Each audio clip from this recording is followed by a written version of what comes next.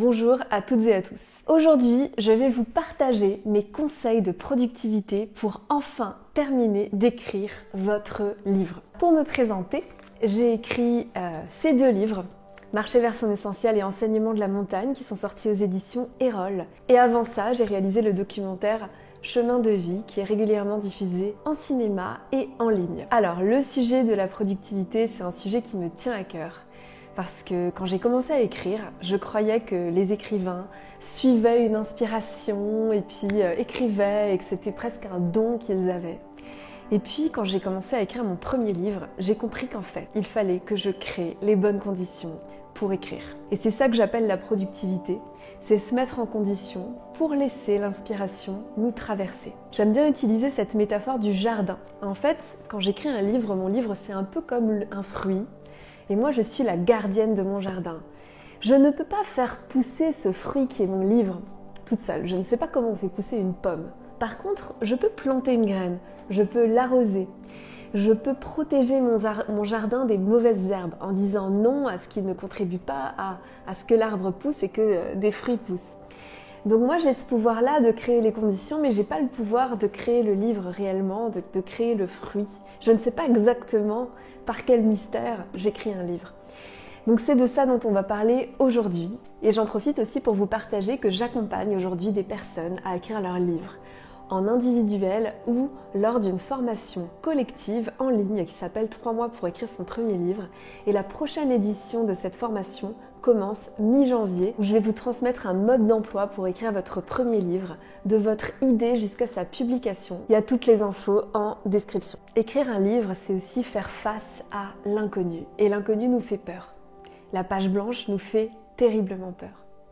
Et donc dans tous les conseils que je vais dérouler aujourd'hui, mon intention c'est de vous aider tout simplement à programmer votre mental pour déjouer tous les obstacles que vous pouvez avoir à l'écriture de votre livre. Par exemple, quand on se met devant une feuille blanche, notre mental va trouver des tas d'excuses pour pas y aller. J'ai aucune idée de ce que je vais écrire, j'ai pas le temps, j'ai d'autres priorités, il y a des machines de linge à faire, il y a d'autres projets plus importants. En plus, souvent, quand on écrit un livre, ce n'est pas notre activité à plein temps. On a déjà un autre métier plus conventionnel qui nous permet de payer nos factures. On a parfois des enfants en bas âge.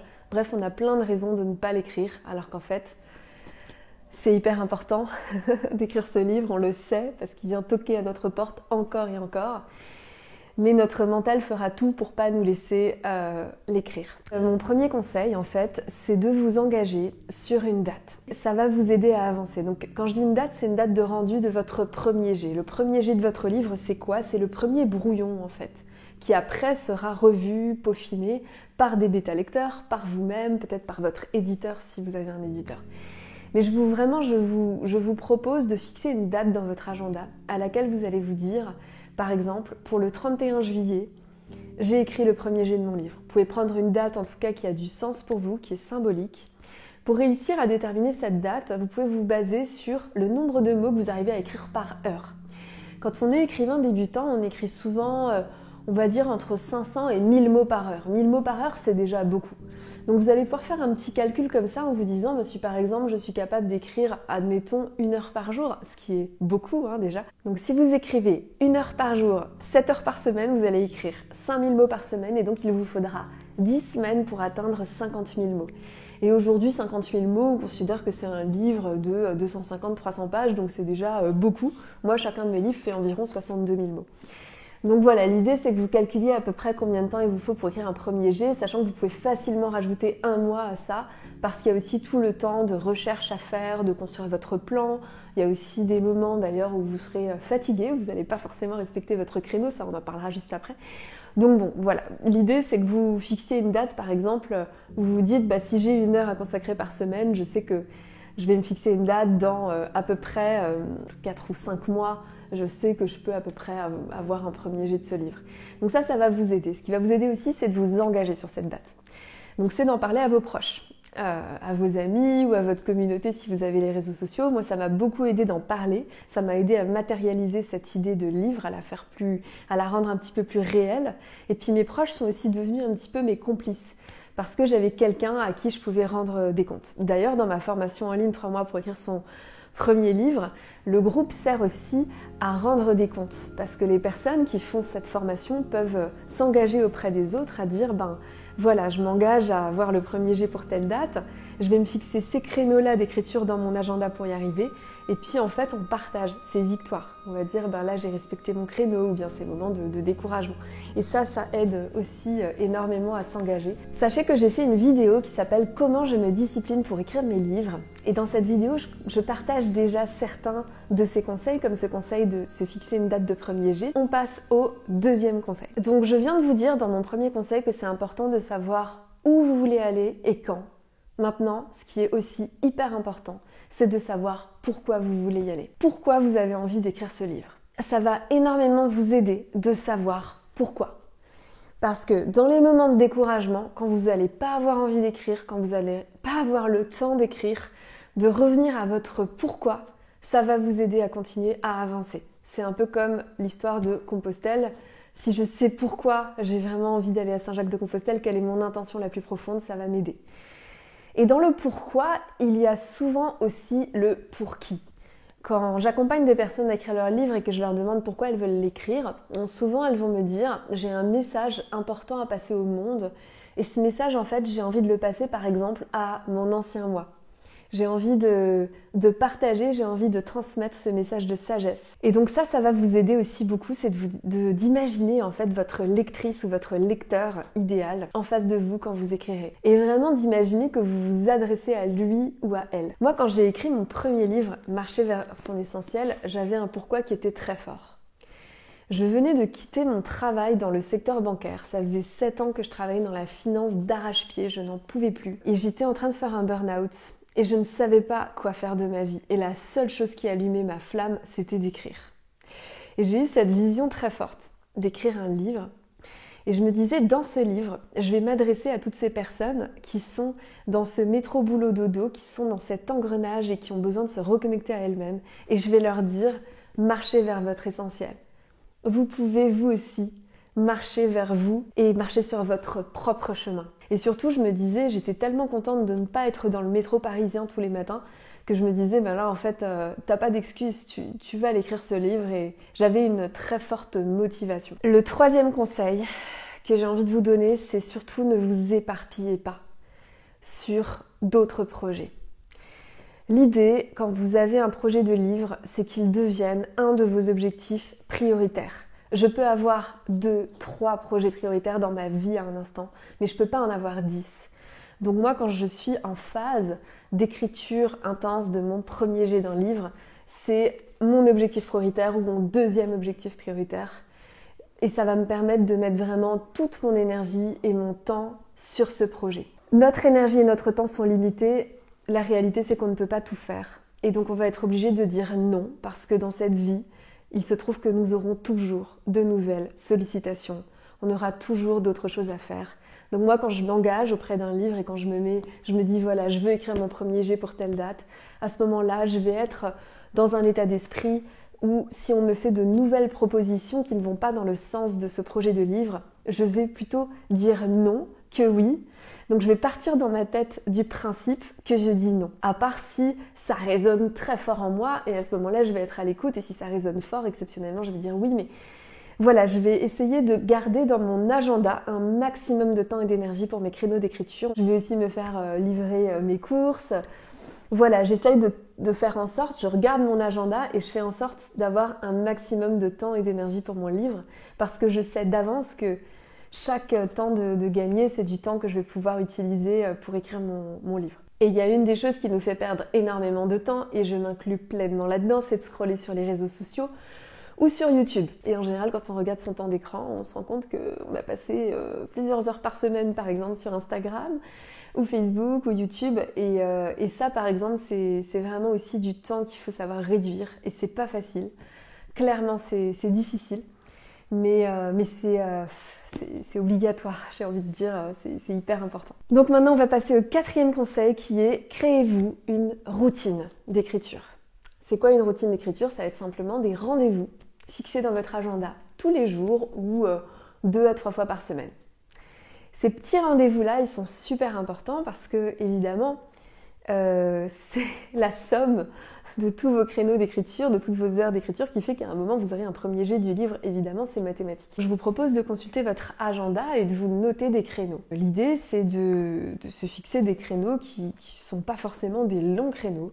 Moi ce que j'ai remarqué dans ma propre écriture, c'est que c'est plus efficace souvent d'avoir des créneaux d'1 heure que d'avoir un créneau de 4 heures. Mais on est tous différents là-dessus et là c'est à vous de vous écouter.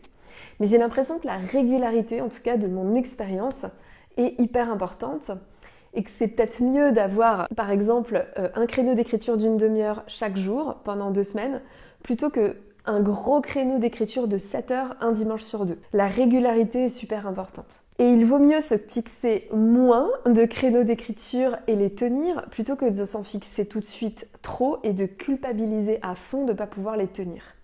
Donc voilà, moi j'aime bien avoir des petits créneaux.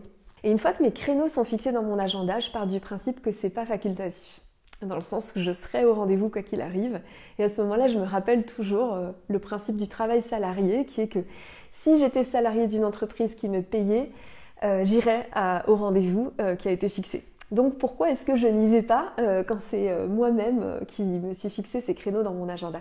L'idée c'est que vous deveniez votre propre boss dans ce projet d'écriture de livre. Aussi l'idée avec ces créneaux d'écriture, c'est que vous sachiez exactement ce que vous allez faire quand ce créneau sera fixé. Par exemple, si vous avez un créneau le jeudi de 8h30 à 9h30, essayez peut-être le mercredi soir de vous dire sur quoi je vais avancer pendant mon créneau d'écriture, où est-ce que j'en suis dans mon plan, on parlera du plan plus tard, et que vous puissiez être prête dès le début de votre créneau d'écriture pour y aller.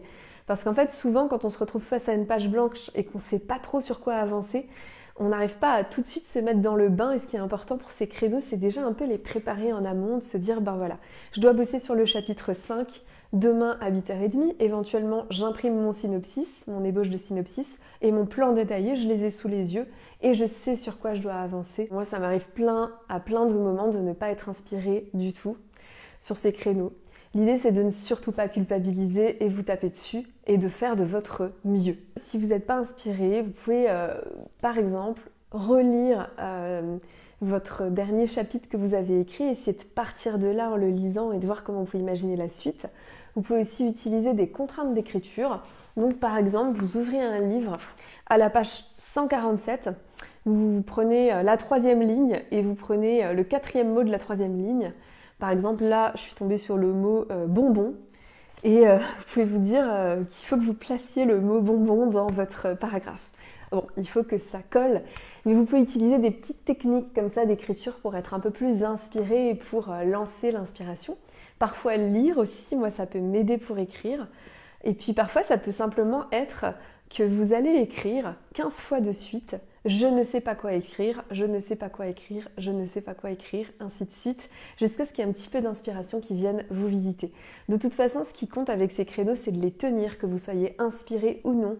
Il y a forcément des moments où vous le serez et d'autres où vous ne le serez pas. Mais l'inspiration est un mystère. Par contre, la discipline et le fait de tenir sa routine, ça dépend pleinement de vous. Mon prochain conseil, c'est de vous créer des rituels, de ritualiser vos créneaux d'écriture. Moi, je vois ces créneaux d'écriture comme des sortes de rendez-vous avec moi-même, comme des rendez-vous bien-être. Et j'essaye de créer des belles conditions pour que ça se passe au mieux. Donc, par exemple, je vais faire quelques étirements des bras, des mains. Je vais peut-être faire quelques mouvements du corps juste avant de commencer vraiment à écrire. Je vais prendre une profonde inspiration. Je vais me préparer une tisane que j'aime bien ou un thé matcha selon le moment de la journée. Je vais allumer une bougie. Ce que j'aime bien aussi utiliser, c'est les sons binauraux. Donc c'est vraiment des sons qui favorisent la concentration. Donc quand je vois que j'ai l'esprit qui va un petit peu à droite à gauche, qui vagabonde, je mets des sons binauraux dans mes oreilles et ça m'aide aussi à rester concentrée. Parfois ça m'inspire aussi pour écrire. Mais là encore une fois, il faut que vous choisissiez ce qui résonne le plus en vous. Je mets mon téléphone en mode avion et je coupe internet aussi sur mon ordinateur. Et ça c'est difficile à respecter. C'est fondamental parce que tout simplement l'idée c'est de ne pas être interrompu pendant son processus d'écriture. Il y a plein d'études aujourd'hui qui prouvent que En fait, dès qu'on est interrompu dans une tâche dans laquelle on a mis du temps, parce qu'en fait, on met du temps à être vraiment concentré.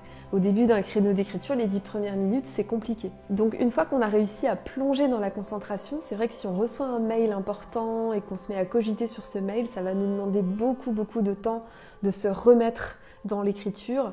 Et donc c'est vraiment préjudiciable d'être interrompu. Donc l'idée, c'est vraiment de ne pas être interrompu pendant son créneau.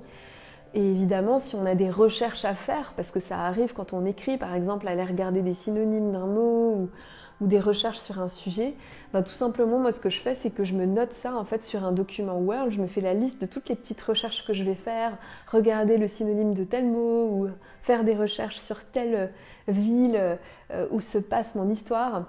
Et ça, je le fais plus tard, une fois que je rallume Internet.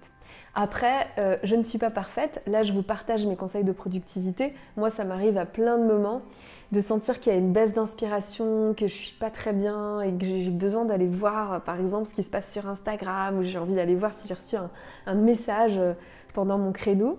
Donc, ça m'arrive de craquer et de checker Instagram ou de regarder mon WhatsApp. Mais ce que je fais, c'est que j'essaye de craquer de la bonne façon quand je craque, c'est-à-dire que je vais me dire, ok, tu vas juste regarder ce qui se passe.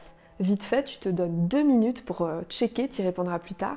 Donc je regarde rapidement et je reprends mon créneau.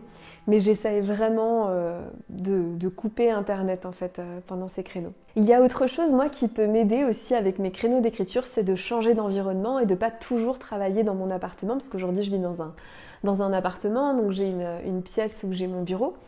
J'essaye d'aller bosser dans des cafés ou dans des bibliothèques ou dans des médiathèques.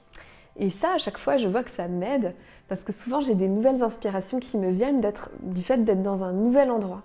Et puis parfois aussi, comme il faut payer une boisson, faut payer son thé ou sa tisane, alors même si c'est que 3,50 €, moi, ça me motive aussi, entre guillemets, à rentabiliser mon créneau d'écriture, le fait de devoir payer un abonnement ou de payer un espace de coworking. Mais c'est toujours intéressant pour moi de changer d'endroit où écrire. Le 6e conseil que je peux vous donner, c'est que dès le début de votre écriture, créez une ébauche de votre plan détaillé. Ça, c'est super important. À quoi ça sert d'avoir une ébauche de plan détaillé? Ça va vous servir à ne pas tourner en rond, tout simplement. L'idée, c'est que ce plan détaillé, il va forcément évoluer au cours de votre écriture, évidemment. Mais rapidement, vous pouvez essayer d'avoir quand même les grandes idées de noter, plus ou moins détaillées, bien sûr. Ça va vous permettre de ne pas vous perdre et de partir dans tous les sens. Ce plan détaillé, il dépend aussi du message principal de votre livre. Et dans ma formation 3 mois pour écrire son premier livre, j'offre vraiment une méthode pas à pas pour réaliser assez rapidement un plan détaillé en suivant une méthode qui vous permet de poser vraiment les chapitres, les sous-chapitres assez rapidement. Et donc ce plan, il va vous aider à être plus créatif parce que vous allez vous appuyer sur une structure. Moi, c'est vraiment une structure hyper importante. Dans mon plan détaillé, d'ailleurs, j'ai aussi le nombre de mots approximatifs déjà écrits par chapitre. Donc ça me permet aussi de voir sur quoi je dois aller travailler, là où en fait il manque un peu du contenu. Et puis aussi, ce que j'allais vous dire, c'est que dans les moments de découragement, vous pouvez aussi vous dire, je commence à écrire des chapitres qui m'excitent, qui m'enthousiasment.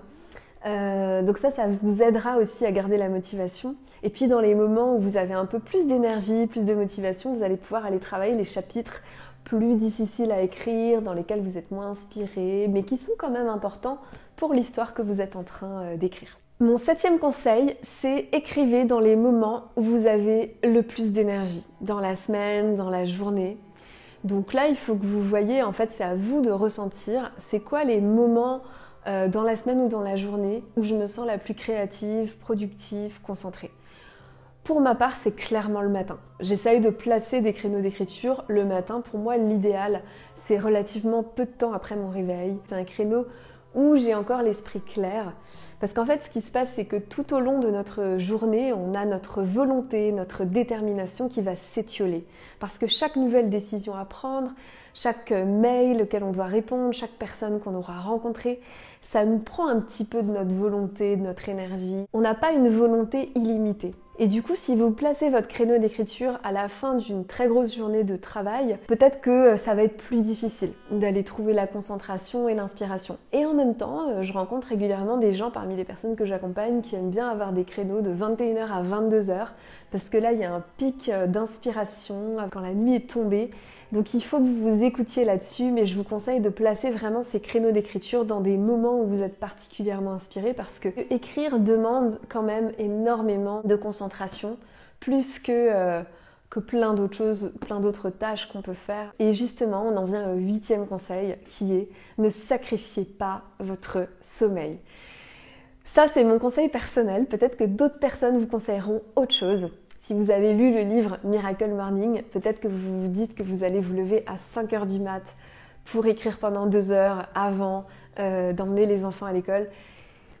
Si ça fonctionne pour vous, allez-y. Pour moi, ça n'a jamais fonctionné. J'ai toujours senti qu'en fait, il fallait que je me sente bien physiquement, émotionnellement, mentalement pour écrire.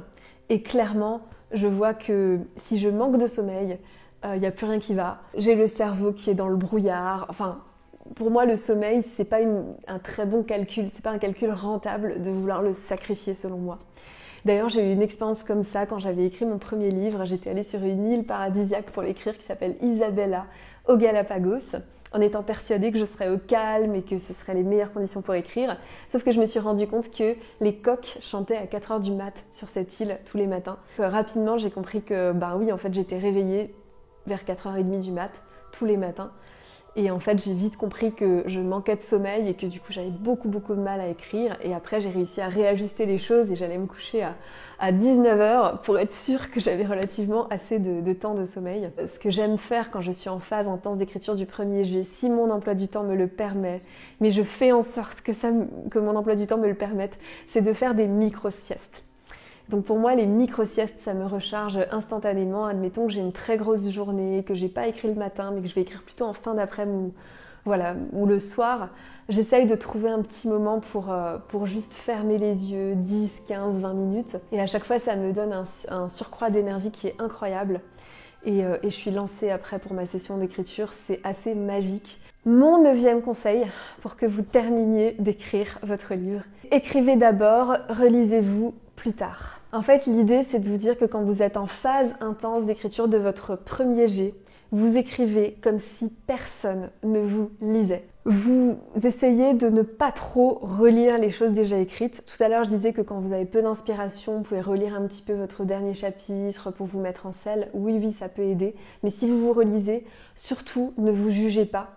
Ne regardez pas les fautes d'orthographe ou de grammaire, parce que de toute façon, les fautes d'orthographe et de grammaire, je vais vous dire, c'est hyper facile à corriger. D'ailleurs, si vous faites des fautes et que vous vous dites « je peux pas écrire de livre parce que je maîtrise pas la grammaire et l'orthographe », je vous rassure, aujourd'hui, que ce soit avec un simple correcteur Word ou d'autres logiciels, on arrive très facilement à corriger l'orthographe et la grammaire à la fin. Et puis, vous pourrez aussi faire appel à un correcteur professionnel ou même certains bêta-lecteurs qui pourront vous aider avec ces fautes et évidemment votre éditeur si vous avez un éditeur.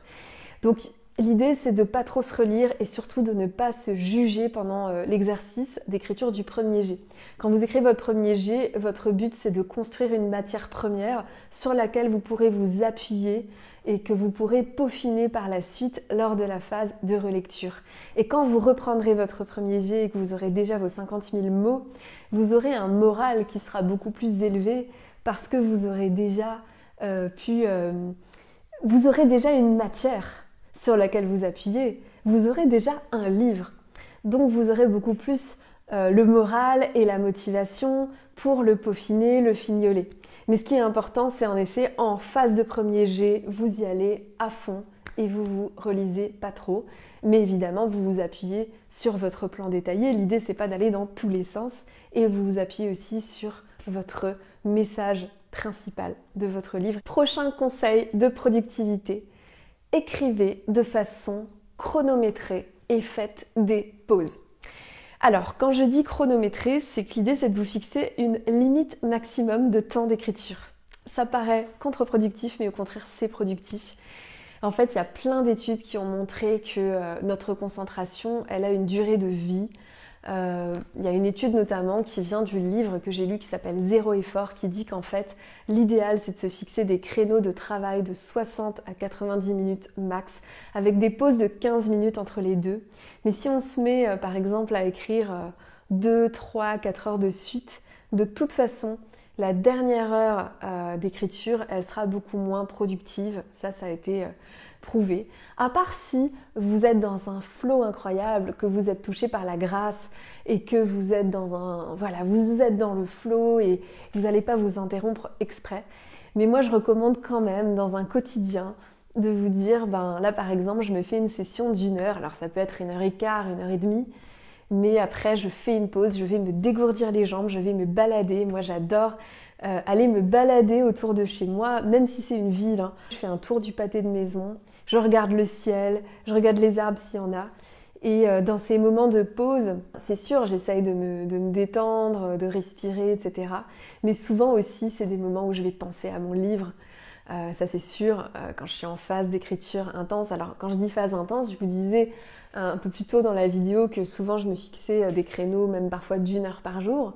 Mais il peut m'arriver aussi, si mon emploi du temps me le permet, de me fixer une semaine entière d'écriture. J'adore faire ça. Où en fait c'est une semaine qui est dédiée entièrement à l'écriture, et si vous pouvez vous l'offrir, je vous le conseille.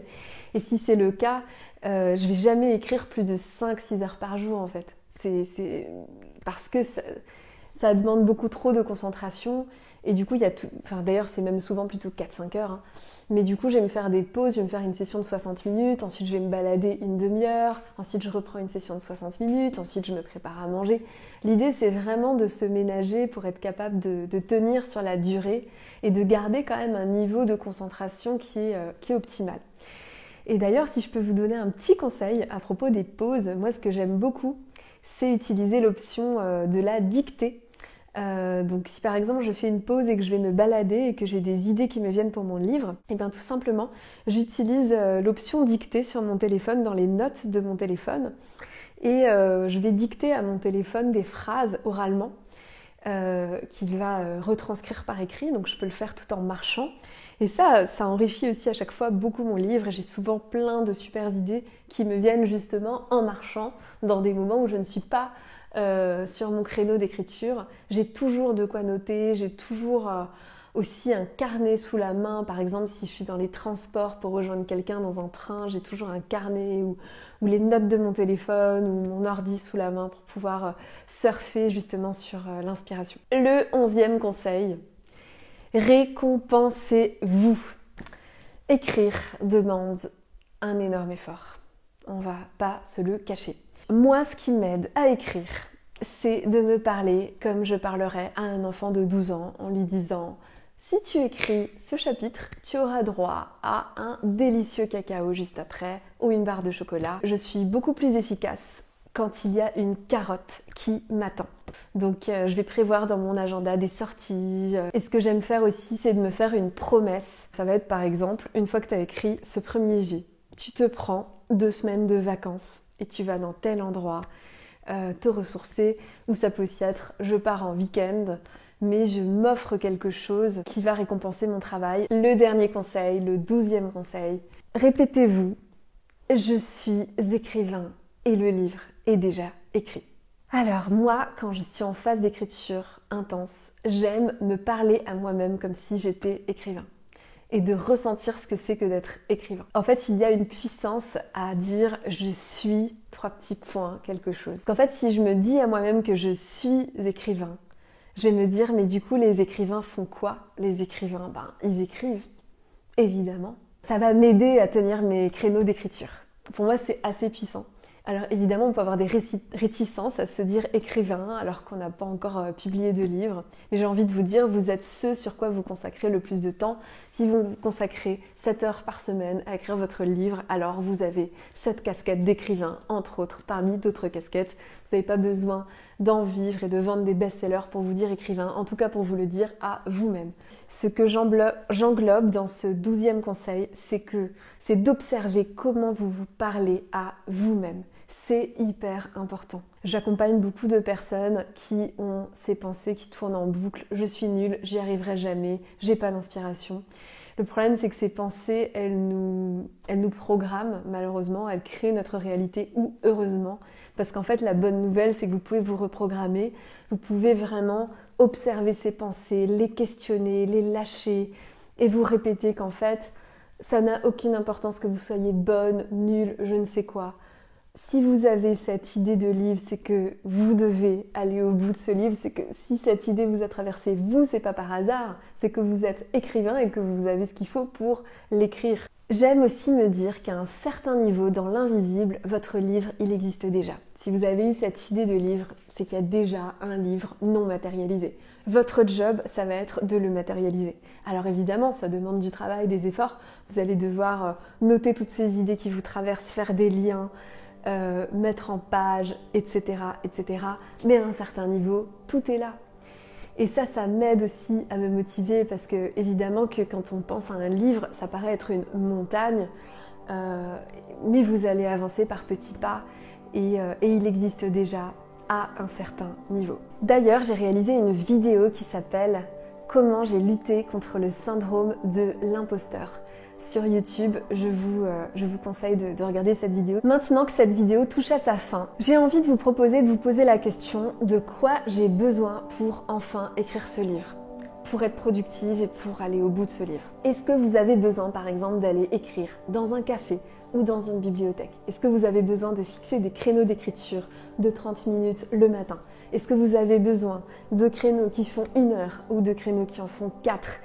Est-ce que vous avez besoin de vous récompenser? Dites-moi en commentaire ce que vous retirez de cette vidéo, quels sont les conseils que vous allez mettre en application dès demain pour enfin terminer d'écrire votre livre. Pour terminer, je dirais aussi enfin que la discipline, c'est important, la productivité, c'est important. Et en même temps, peut-être que le plus important, c'est la bienveillance envers soi-même. Alors ça paraît paradoxal avec tout ce que j'ai dit juste avant, mais une fois que vous avez une méthode, une fois que vous avez vos créneaux d'écriture, si à un moment vous êtes trop fatigué, que vous êtes malade ou je ne sais quoi, ne vous forcez pas. Si vous sentez que vous devez trop forcer, n'y allez pas. Si vous sentez que vous devez un peu forcer, alors allez-y. Moi, pour enregistrer cette vidéo YouTube, j'ai dû un peu me forcer. J'avais des résistances, ça me stressait. Au final, je suis super contente de l'avoir fait et je vais passer une suite de journées vraiment chouette, grâce au fait d'être allé au bout et d'être allé un petit peu plus loin que ma zone de confort. Mais si vous devez trop vous forcer, n'y allez pas. Soyez toujours dans cette bienveillance envers vous-même. Ce qui nous plombe, c'est de nous auto-saboter, de passer notre temps à se culpabiliser. Ça ne mène à rien. Je vous souhaite de très beaux moments d'écriture. Si vous êtes bloqué et que vous avez envie d'être accompagné pour terminer enfin d'écrire votre premier livre, alors n'hésitez pas à aller regarder ma formation 3 mois pour écrire son premier livre et à me contacter. Il y a toutes les informations dans la description. Et si vous avez apprécié cette vidéo, likez-la, abonnez-vous à cette chaîne YouTube si ce n'est pas déjà fait. J'enregistrerai d'autres vidéos sur ce thème, mais aussi le thème peut-être du voyage, du chemin de Compostelle, de l'écoute de soi. Je vous dis à très bientôt sur cette chaîne et merci de tout cœur d'être là.